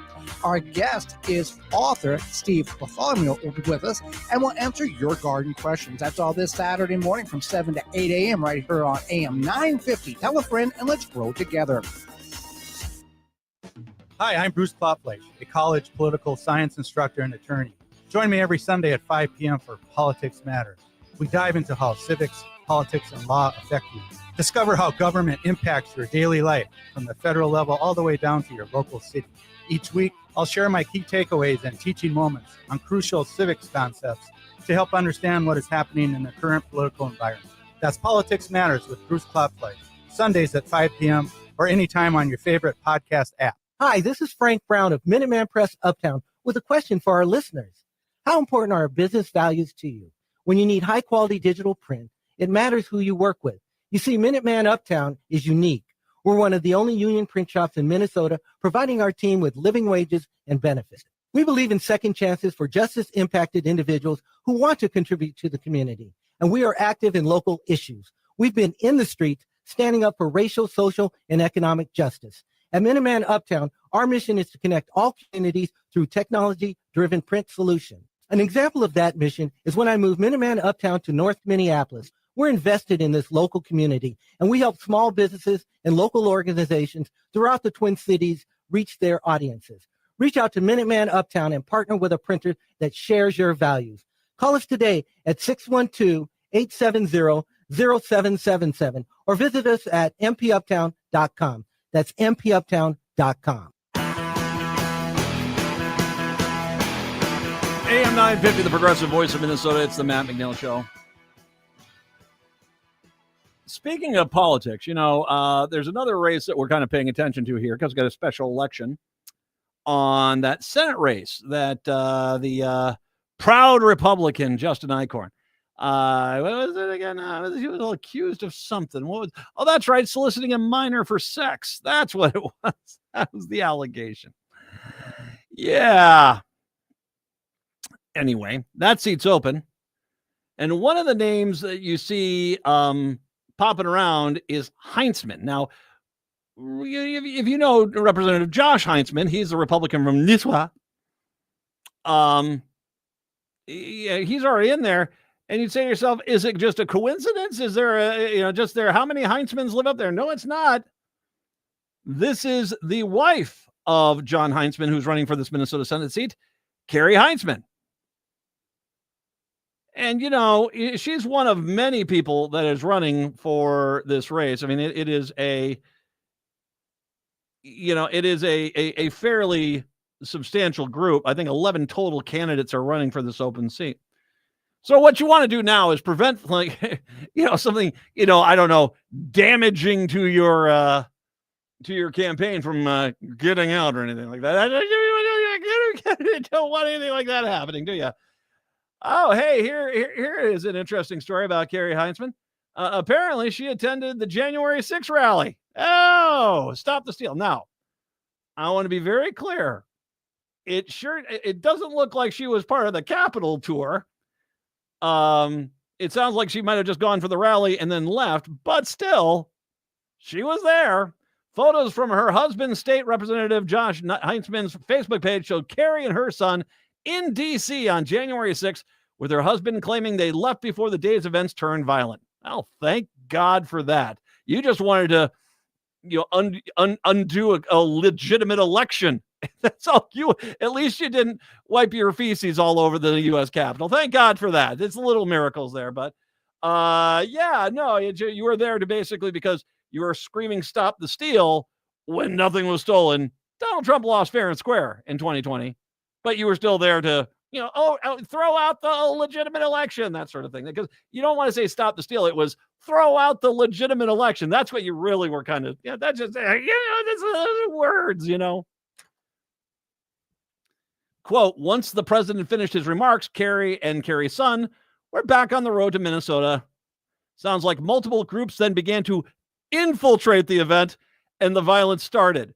Well, no, that was the groups. Those were the people who were standing next to Carrie before she left. And once again, I want to be very clear. It sounds like she did leave before the trouble started. But the trouble was not the FBI or Antifa. It was MAGA. MAGA are the one who stormed the Capitol and broke things and beat cops. MAGA did that, Joshy. Carrie. MAGA did that. Proudly did that. Proudly did that. Proudly beat cops. Proudly broke things. Proudly stole things from the Capitol. Proudly wiped their feces all over the Capitol building. MAGA did that. Don't sit there and try this. It was other people. When it's people, once again, I've always found it funny how they try to argue that people who have spent 20 years online with the social media thing, that those were undercover agents. They weren't really there. That was really undercover agents. No, it wasn't anyone infiltrating. The call came from inside your own house, Joshy. By the way, since it came to light, and thanks to Heartland Signal for bringing this one up, the post has been turned to friends only. I would love to see who his friends list is if you want to know the truth. I think that would. Who else was his friends were there? Heinzman did not respond to a request for comment on the story and clarify when exactly she left Washington, D.C. on January 6th. Despite the violence that broke out in the infamous day, Heinzman served as district director for Trump's 2024 campaign in Minnesota. In a press release, Heinzman explained that she was running on the foundation of fiscal responsibility, personal freedom, and government transparency. Heinzman is one of 11 candidates who have filed to run for the special election to fill the seat in the 6th Senate district. Of course, Justin Eichorn's seat. Proud Republican Justin Eichorn. He had to resign because he was arrested during a sexting operation on St. Patrick's Day. He's been federally charged with attempted coercion and enticement of a minor. The special election will be held on April 29th. The primary election is April 15th. So I know for the Republican side of things, being there on January 6th might be a selling point. For most Americans, not so much. But hey, I guess Heinzman's kind of admitting it. The fact that he basically turned it to friends only can see that post. If you're proud of that, dude, make sure everyone can see it. By the way, there are screen grabs on the Heartland Signal story. So you probably can go find it and see it for yourself. Once again, I want to be very clear. By all accounts here, I have no reason to discount this, that she left after the rally before the crowd turned on the Capitol and went violent and started beating cops. There is nothing to tell me that she didn't do this. And unless someone has any evidence that she did, I'm going to go with their argument that they were at the rally and then they left. Okay, fine. But then sit there and say, before people infiltrated it. You forget that day. You were all proudly pointing at all those people and saying, aren't they awesome? Until you realize the rest of the country was aghast by what you did.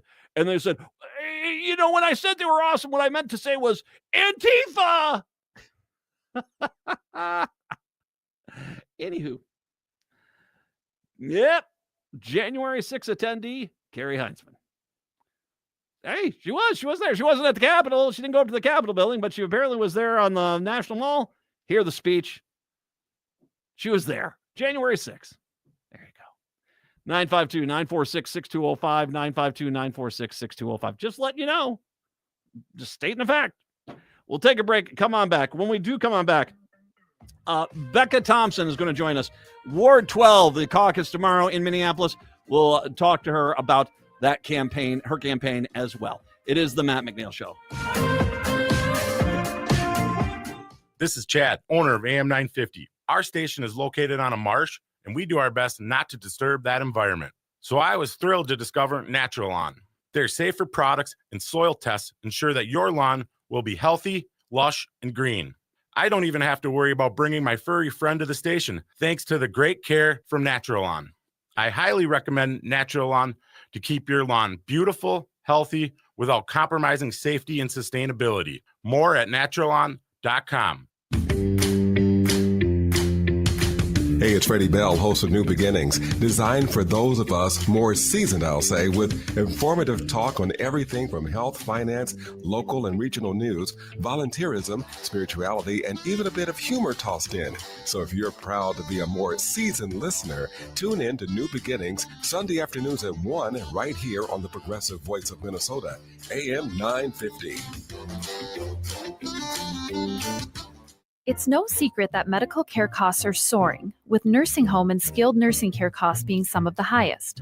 You don't have to deplete your savings in order to receive long-term care.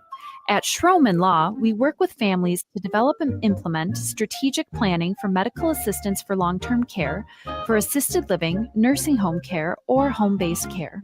Contact us today to schedule a free consultation at schromenlaw.com. That's SCHROMEN law.com. Hi, I'm Peter Solak. And I'm Adam Ostrowski. We are here at Woodland Stoves and Fireplaces to talk about the joy of live fire cooking. Cooking over a live fire is the oldest and most basic form of cooking. What's new is in the way a fire is handled and its heat is managed. It's easier to experience and enjoy the smell and taste of food cooked over a live fire. Woodland Stoves and Fireplaces sells and installs live fire grills, fire pits, and ovens. Let us help you experience the smell, the taste, the fun of cooking with fire. Pizza was first made and is still best made in an open fire oven. The radiant and conductive heat of a live fire is unmatched for wood roasting and baking artisan breads too. Come see the many ways you can cook over a live fire. Woodland Stoves and Fireplaces has over 35 working wood and gas units on display at the corner of East Franklin and Riverside Avenue in Minneapolis. More information at woodlandstoves.com. Find the fire that works for you. Woodland Stoves and Fireplaces. Out of the ordinary products and services since 1977. I'm having a really hard time lately, and I'm worried no one will understand what I'm going through. I feel so alone. I wish there was somebody I could talk to. If you're looking for support, Mental Health Minnesota is here for you, with connections to others who have also struggled with their mental health and can provide support and resources. Services are anonymous, confidential, free of charge, and open 7 days a week. Connect today at mentalhealthmn.org or call 855-HERE-4MN today. Sponsored by Mental Health Minnesota, the Minnesota Broadcasters Association, and this station. With a look at your AM 950 weather, I'm Patrick Lilia. Tonight, clear with a low of 25. Then Tuesday, sunshine with a high of 49. The best roast beef sandwiches and so much more can be found at Maverick's Real Roast Beef in Roseville. And don't forget to pair your selection with freshly fried onion rings or fries for a winning combination. Mavericks is located on Lexington Avenue, a mile south of Highway 36. Visit their website at mavericksbeef.com.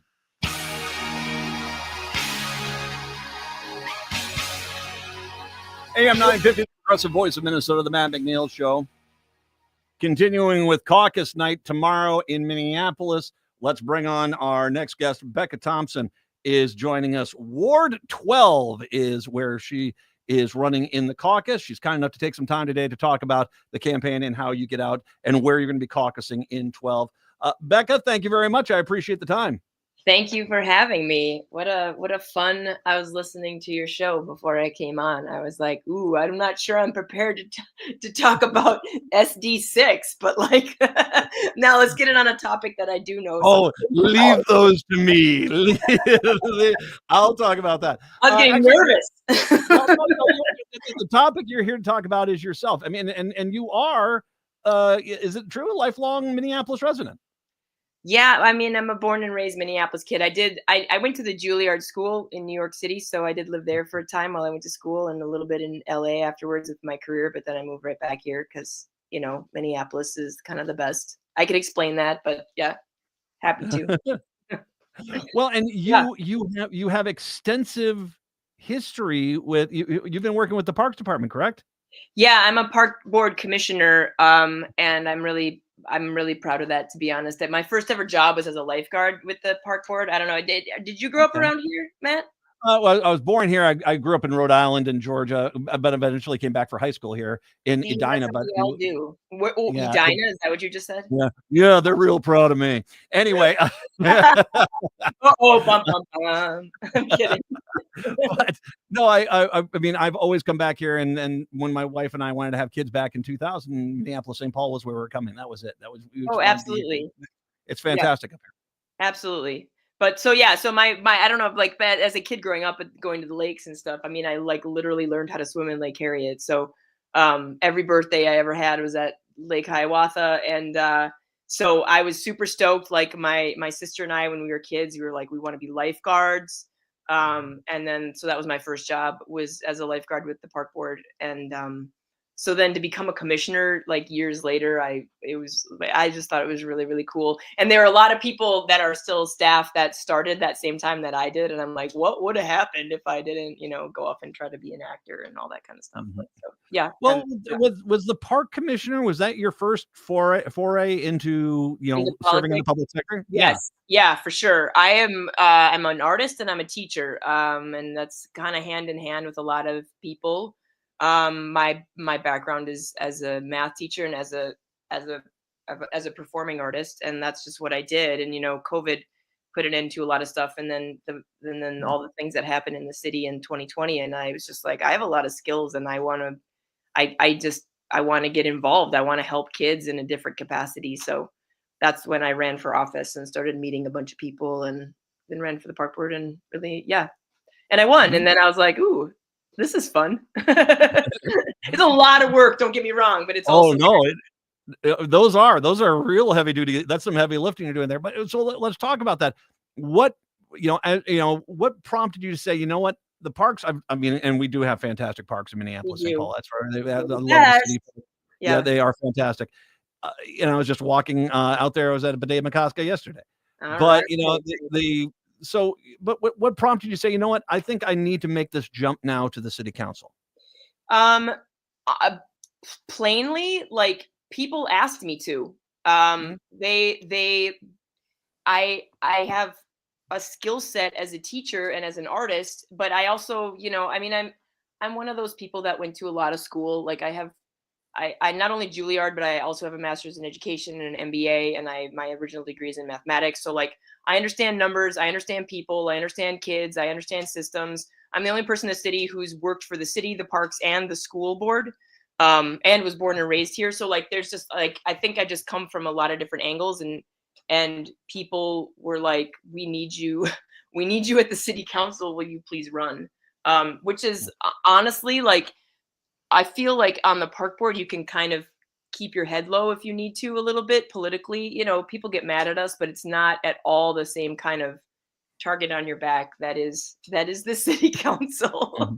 So I'm already discovering this, but yeah, I think that people really want to return to governance with people who like really know and appreciate all the beautiful parts of the city and then just because of my background in mathematics and finance, I think people were really like, hey, you can help us. So it was through people that I met through the park board that about a year ago, people started asking me like, would you consider jumping over to this other endeavor, which I'm always into new things. So I said, why not?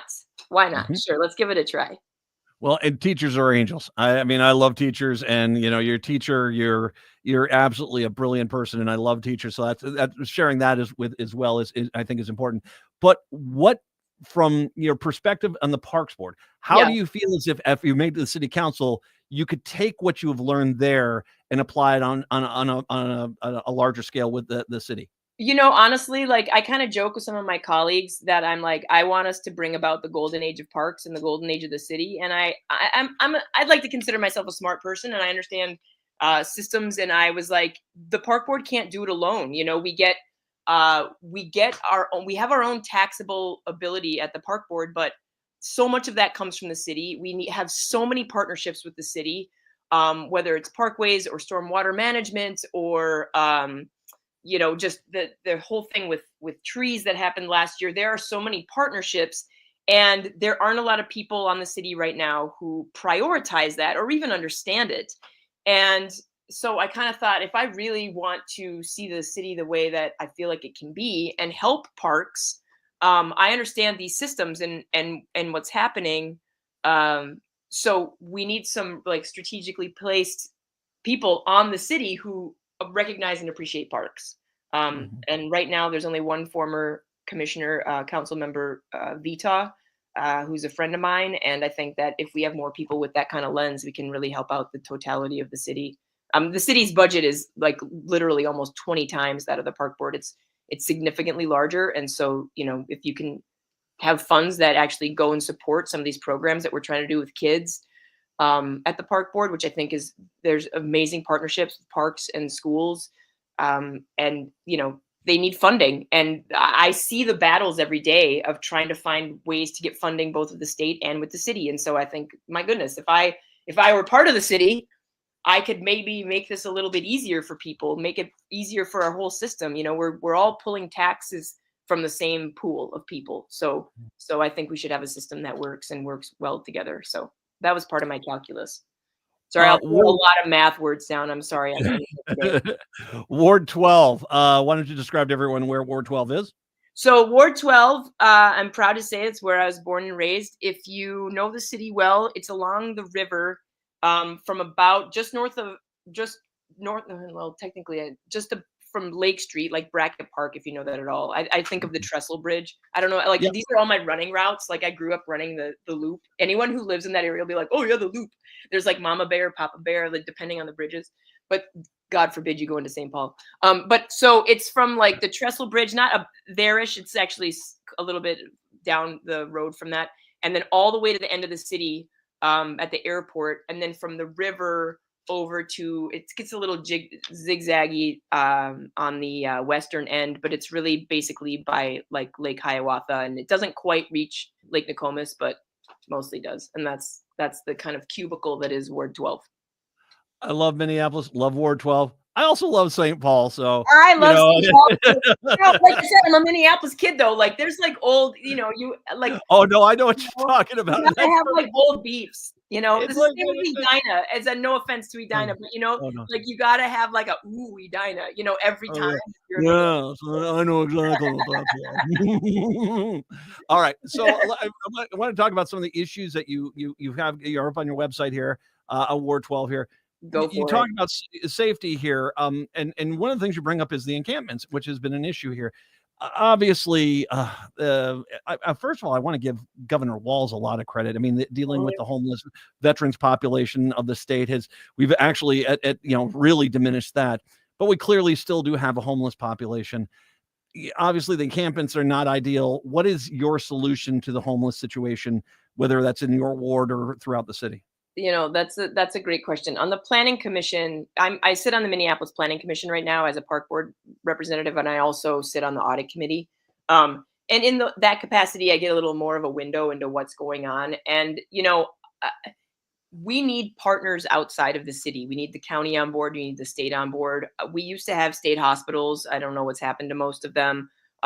We've had a county school before, and I think if we get these things back online, that could alleviate some of the pressure. Just right off the bat, you need to get engaged with partners. And I know the city has felt like they're an island; they're going to do it alone. And you know, the state thrives or falls based on what happens in Minneapolis and St. Paul. So the outstate, I think, like, and I'm not trying to put a burden on anybody, but like this is all of us. Like a lot of people who are in these encampments come from the outer state region. So getting partners involved is a huge step. I don't think that we should make this even remotely close to permanent. I tell a story. I was teaching at South High, and I had a student who had fled Afghanistan. He was an Afghani refugee, and he was just barely older than my son. I think he was almost the same age. And he would tell me stories about fleeing Afghanistan and the horrors that he saw there. And then one day I'm like on Lake Street trying to turn, to go home. And I see him walking past an encampment of strung out people. And this is just like a 14-year-old kid who was like, he hadn't gone through puberty yet. He looked like a little middle schooler. And I just thought, my gosh, we have to do better. This kid fled Afghanistan, and now he's like tripping through, these encampments. And I empathize profoundly with the people who are in the encampments. I also know that if there's money available to help them in a more formal setting, we need to do that. The state has tried to get involved with having some like different recuperative care facilities. The problem is right now is that that's not really a fully vetted process. And so just getting that a little more online where it kind of is sprinkled around where people can get the care that they need and are close to services. I think that that's important, but it's like wildly important to engage partner agencies, the county, the state, and anybody else in between. So you talk about as well on your website, talking about looking at the property taxes, and it was property taxes as well as also sales taxes that there might be too high. Also, obviously if you're cutting those income, you've got to basically get rid of expenses, and so there's that. Talk a little bit about the great unknown, though. As a city council member, you're going to have to deal with a federal government which is right now slashing programs left and right.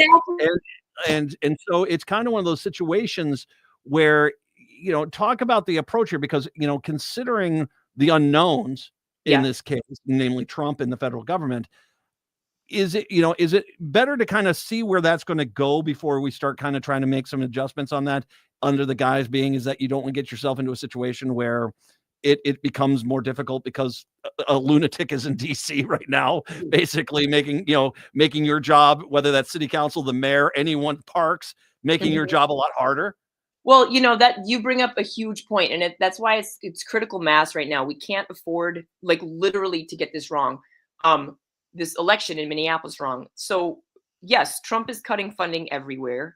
That means there's state services that are diminishing. That means there are city services that are being crippled. I know that the mayor right now is starting a lawsuit, or is already part of a lawsuit. Our attorney general is, right, to try to get those funds. But even if you say, okay, well, for 25, they were already passed by Congress, but there's nothing to say that in future years, Trump and his allies aren't going to just cut these things from the federal budget. We have here's the reality. None of us have any idea what's as the stock market is tumbling today, right? So none of us have any idea. So that all the more just says, okay, families are hurting. I know this because I just got some huge surprise bill, and you're like, what the heck, man? Because it's just the rug is shifting underneath us. So then you go, okay, what can we do? We need to get back to essential services, and we need to start relying on partners, and we need to start like this involves getting like connecting with schools and just like basic stuff where I feel like, that we're in this together, right? But we can't risk pricing people out of their homes. We can't afford taxing people to the point that they can't afford their mortgage anymore. I personally, my monthly mortgage payment has gone up $300 in the last 2 years from property taxes per month. It's insane. So, and insurance, insurance has to do with safety. So if we tackle the core problems of the city, and get back to services that we can manage. And yes, I'm a good Democrat who always I have been on assistance when I left my marriage as a single mom. I have asked for help from the state and the city. I believe in our social safety net 100%. I also believe that there's probably a way that we can find to nimbly shore those up. There's no doubt we've had corruption. I mean, it's in the newspaper every other day, and just vetting some of these services and some of these programs to say, hey, we need to actually put this into this core service, right? Rather than letting this go out the window. And the current city council, to be blunt, is just like earmarks beyond earmarks beyond earmarks. And there's no accountability to where this money's going. And it's really challenging, especially in light of what Trump's doing. It's a perfect storm. And I apologize. I get intense about this because I'm like, oh my gosh, I don't want to see my hometown turn into Detroit, which is what happened to Detroit. And it took them decades to recover. So I'm sorry. Well, and knowing your point is valid, you got to make sure, especially if you have a lunatic who you can't understand or kind of plan on, you have to kind of make sure your basic services are covered first, not anything else. And I think that's a key element. Let's just really quick talk your caucus tomorrow, Ward 12. Where is that going to take place? It's at Sanford Middle School, which is like, if you live in South Minneapolis, I don't know if you know where it's like a block from the Riverview Theater, 2 blocks from the Riverview Theater, right on 42nd. It's kind of a mainstay of that neighborhood. MPS just gave it a refresh a couple years ago, so it's got a whole new facade. Whenever I drive past, I'm like, it just looks brand new to me. They did this, yeah. So 6:30 tomorrow is sign-in. 7:00 is the caucus. Absolutely, yes. And then it's just it's neighbors. It's neighbors meeting neighbors and talking about the candidates. And it's right now there are 2 of us, and I'm gonna guess it's probably gonna stay that way. Good old, mano a mano. It's like Rocky Balboa versus Apollo Creed. We're just like, we're going to duke it out and see what happens. I'm sorry, that was a dumb joke. But it was like, I had that image in my head. Someone was playing Living in America the other day. I was laughing really hard. Do you know what I'm talking about? Oh, yeah, I know. Robert Tepper.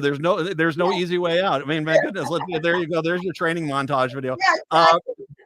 Becca Thompson, Ward 12 candidate there. Once again, the caucus is tomorrow, Sanford Middle School. Stop on by there, 6:30 sign up. The caucus starts at 7:00. Becca, thank you very much. I appreciate the time. Thanks for having me on. It was nice to chat with you. See you later, Matt. Nice chatting with you later. Of course, Becca Thompson, once again, is Ward 12. We'll take a break, come back. It is the Matt McNeil Show on your Monday. Greg Bakken here. I've told you about the out-of-the-world roast beef sandwiches at Maverick's Real Roast Beef, but I haven't told you about their Philly sandwiches.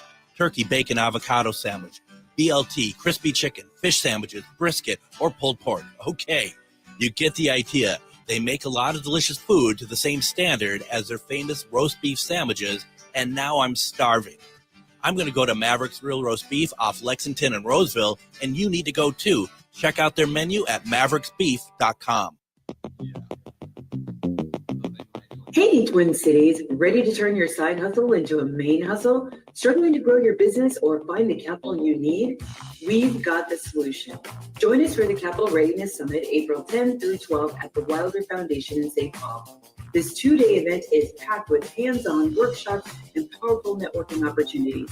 Meet local investors, connect with national resources, and build relationships that could take you years to find on your own.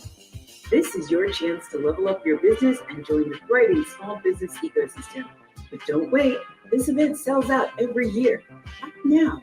Grab your ticket today at www.connectupmn.org. Flexible payment options are available. Follow us on YouTube, Instagram, and LinkedIn for the latest updates and discount codes. Don't miss the Capital Readiness Summit. Your next big move starts here.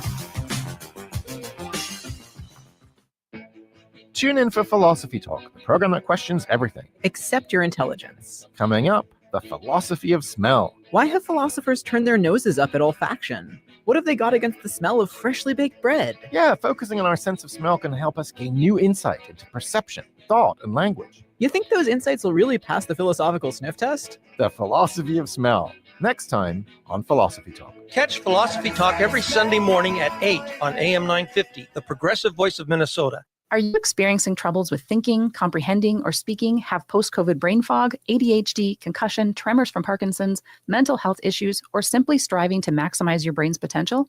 At Hypercharge Wellness Centers, we deliver transformative results for the brain. Hypercharge Wellness's Brain Fitness Protocol utilizes cutting-edge modalities, including PEMF, red light therapy beds, and transcranial laser, which all work together to improve focus and cognitive functions. These treatments aim to improve the brain's blood flow and electrical patterns, which reduces anxiety and enhances relaxation, providing a comprehensive approach to brain health optimization. All are invited to experience this life-changing journey towards achieving the pinnacle of cognitive and emotional well-being. Call or go online to schedule your free Hypercharge Wellness introductory session valued at $200 today. This is your opportunity to feel the difference for yourself. No matter where you are in the Twin Cities, there is a convenient location near you. Visit hyperchargeclinic.com now. That's hyperchargeclinic.com. Hypercharge is hope.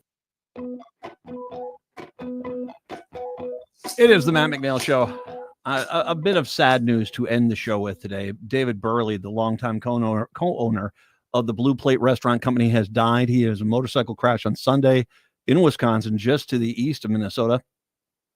A suspected drunk driver was the cause. He was 58 years old. Along with Stephanie Shimp, Burley spearheaded several popular Twin Cities restaurants, including the Highland Grill in St. Paul in 1993. They've added 6 more restaurants: the Groveland Tap, the Longfellow Grill, the Edina Grill, 3 Squares, the Lowry, the Farmhouse, or the Free House over the years, as well as the Blue Barn Stand at the Minnesota State Fair. All the Blue Plate restaurants will be closed today in this situation. The crash occurred around 2:45 p.m. On Sunday on westbound Interstate 94 near Hudson and just east of the Minnesota border, according to the Wisconsin State Patrol. The driver of the car in the right lane attempted to overtake traffic by using the right shoulder. The patrol statement read, the car hit a guardrail, veered back into the right lane, collided with Burley's motorcycle. The statement continued, and both the car and motorcycle crashed into the concrete median barrier. The statement read, emergency medical responders took Burley to a nearby hospital where he died. The car's driver, identified by the patrol as Andre Lamont Matthews, 33 years old, of Brooklyn Park. He was taken to Regions Hospital in St. Paul for treatment of non-critical issues. On Monday, Matthews was charged in St. Croix County Circuit Court with homicide by intoxicated use of a vehicle. Matthews' criminal history in Minnesota includes convictions for felony drugs, driving without insurance. In Wisconsin, he was convicted last year for going 17 miles over the speed limit in a freeway. Burley and Shimp first met on Nicollet Island Inn, where both were servers. The two dreamt of what their version of the neighborhood restaurant would be. That was a sad loss. And I once again want to be part of a recurring plea in the state. And I understand this accident happened in Wisconsin, but yet another tragic loss due to a drunken driver. A person who... We need to do something about this. Just shrugging our shoulders and acting like this is no big deal. People every day are being killed or being injured by people who are drunk with no insurance, and people are left to stand for themselves for doing nothing other than being a victim. We need to do better. We absolutely do. Native Roots Radio is up next. Have a good one. We're back tomorrow. Till then, see ya. Hey, it's Patrick. Spring showers may bring May